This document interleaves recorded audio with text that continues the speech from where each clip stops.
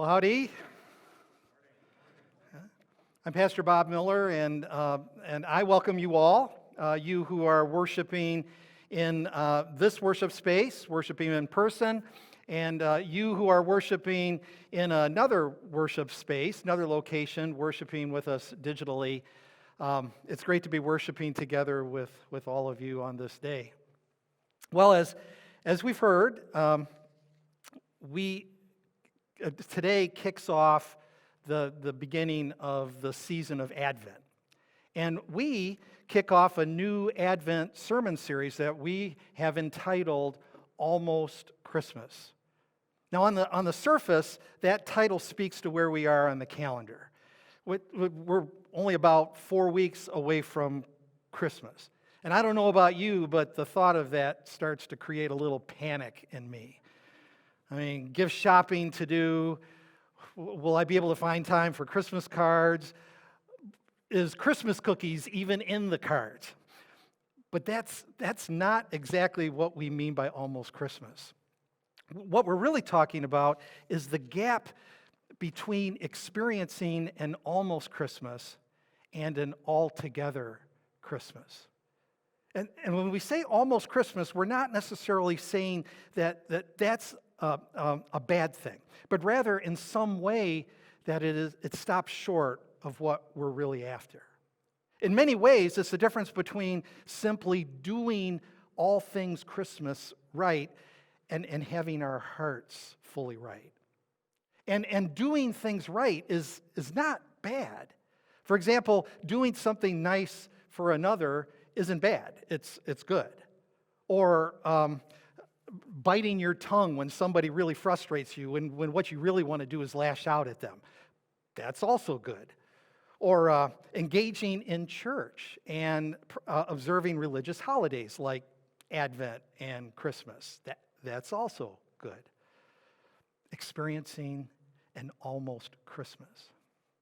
But just doing things right, as good as that is, well, John Wesley, the founder of modern Methodism, he would call that being on the almost side, living an almost life, and experiencing an almost Christmas.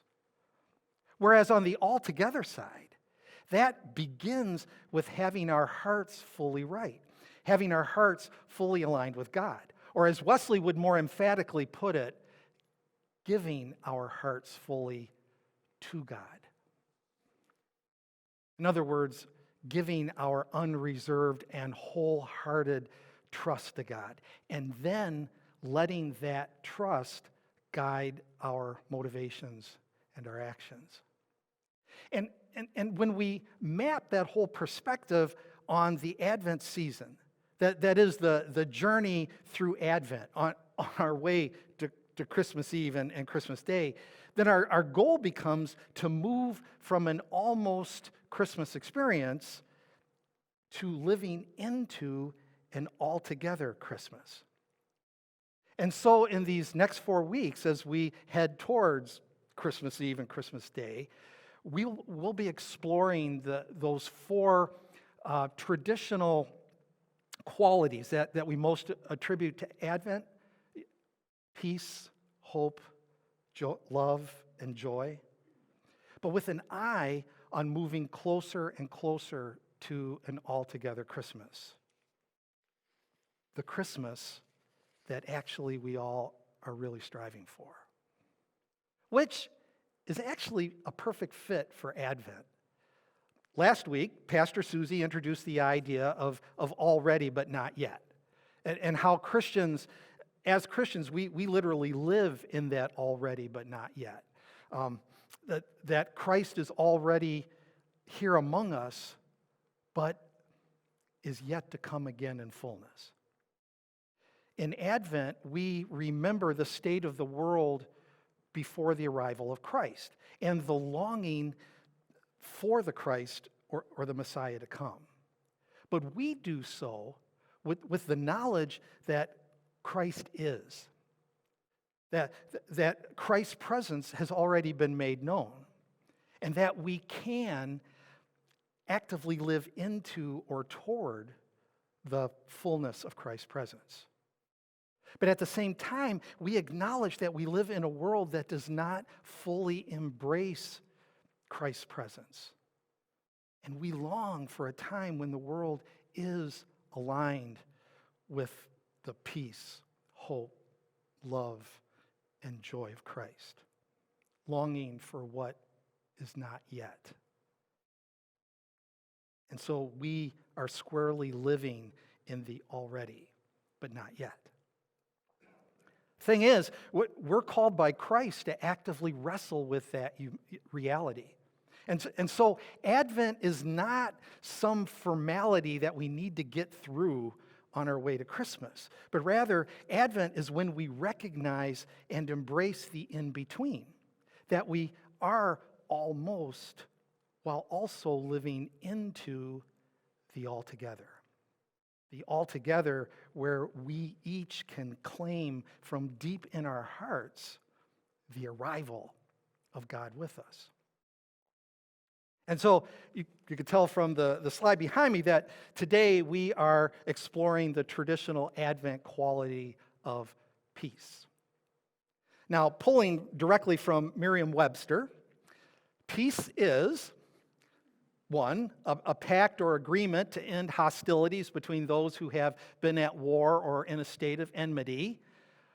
Or, two, a state of tranquility or quiet, such as freedom from civil disturbance. Three, harmony in personal relations. And or four, freedom from disquieting or oppressive thoughts or emotions. And if we accept this as our definition, I don't think one needs to be a genius to recognize that we are a long ways away from experiencing altogether peace. Certainly as a humanity, as a world. I did a quick search, and one source states that in the past 3,400 years or so, there has been war somewhere in the world for all but only 268 scattered years. That's a whopping 92%. A little closer to home, another source claims that as of 2017, the U.S. has been at war 93% of the time. On the home front, protests make the 6 o'clock news for one reason or another almost daily. And on a personal relations level, we live in a time when polarization is the soup du jour, and winning at any cost is the expected norm. And regarding oppressive thoughts or emotions, how many of us have feelings of anxiety more than we would really like? Or anger, for that matter? And I'm willing to go out on a limb here and postulate that everyone listening to this message right now has some unsettled feelings about one's future, or occasional feelings of guilt from something in the past, or some fear that continues to surface. For sure, peace as defined by, at least by Merriam-Webster, is still a long ways off. But that said, as individuals, we're not necessarily paralyzed by these realities or these feelings. We can compartmentalize all this stuff in some way. And with some focus and determination, we can often project some semblance of peace. Our actions can reflect peace. We can do peace, so to speak. But just doing peace is what we can call almost peace, which is not a bad thing by any means. Doing peace, even when we don't necessarily fully feel peace, is a necessary first step. But it is not fully experiencing an altogether peace in our hearts, which, if you really think about it, is what we would really rather have. Again, we're living in that in-between the almost and the not quite yet. And here is where we get to that Advent thing. the significance of the coming of God among us thing. Depending on how you count them up, Jesus is quoted in the four Gospels nearly 20 times, expressly teaching about peace. And in his farewell discourse in the Gospel of John, Jesus speaks more specifically about the particular peace that he's talking about. He says in John chapter 14, verse 27, "Peace I leave with you, my peace I give you. I give you not as the world gives. Don't be troubled or afraid." Now I know that this is generally a Lenten read passage, but I think that is what makes it pertinent for Advent for us. Because what Jesus says here is that he came to bring peace. He came to teach his peace, God's peace, to a world in need of peace. And that peace can quench the feelings of being troubled. That peace counters fear. But he also says that the peace he gives is not as the world gives. And remember, when he said that back in the first century, he said it to a people whose world meant living under Roman rule. And that peace, Roman peace, came through the exercising of power, where power was usually involved physical might and violence, where opponents were oppressed and beaten down, stripped of their ability to rise up, to be resistant. And yes, Roman peace included the absence of war, but the mere absence of war was not peace in the heart. Jesus' peace also necessarily includes absence of war, but it is characterized by the presence of justice and equality, wholeness of life. Jesus' peace involves the natural actions of the heart motivated by an unreserved and wholehearted trust in God. Not an almost peace that has the mere appearance of peace, but an altogether peace born out of love. A peace that goes the extra mile. A peace that is motivated by striving for what is truly best for all involved. But most of all, a peace that Jesus not only brought, but gave from himself. Which brings us once again to the already but not yet. For Jesus has already come. Jesus has already given his peace from himself. But we have not fully embraced it yet.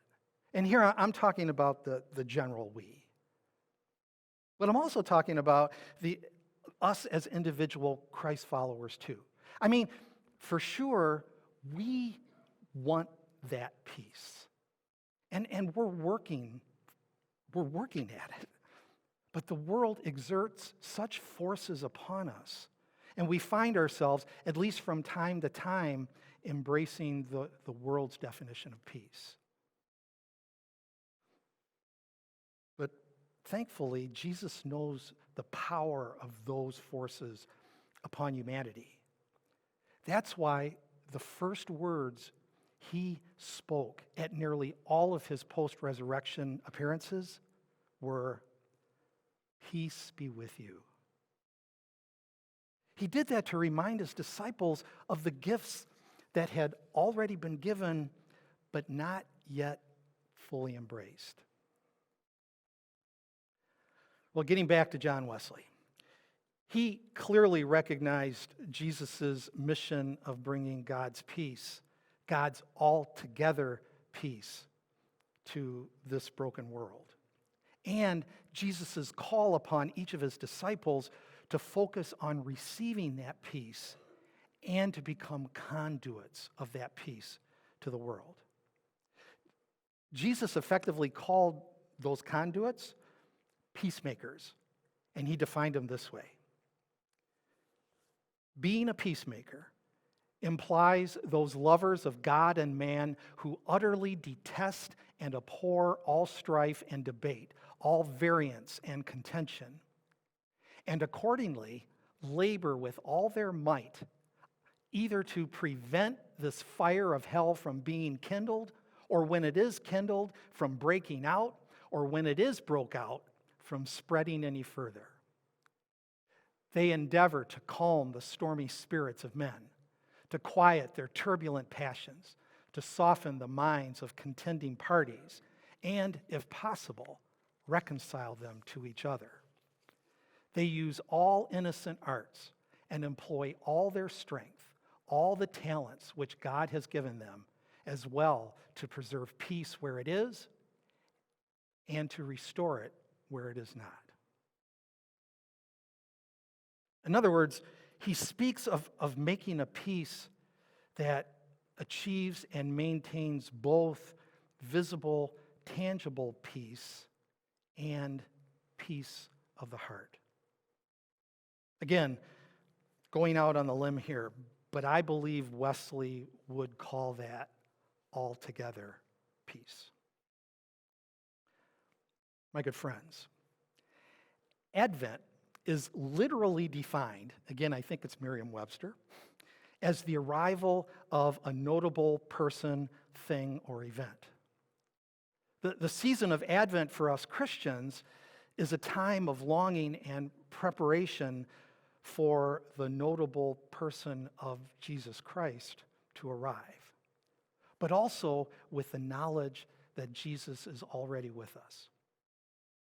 We can embrace this Christian reality as we make our way through this year's Advent journey, moving us from, as we talked about today, an almost peace to being closer and closer to an altogether peace. That the journey may take us from an almost Christmas closer to an altogether Christmas experience.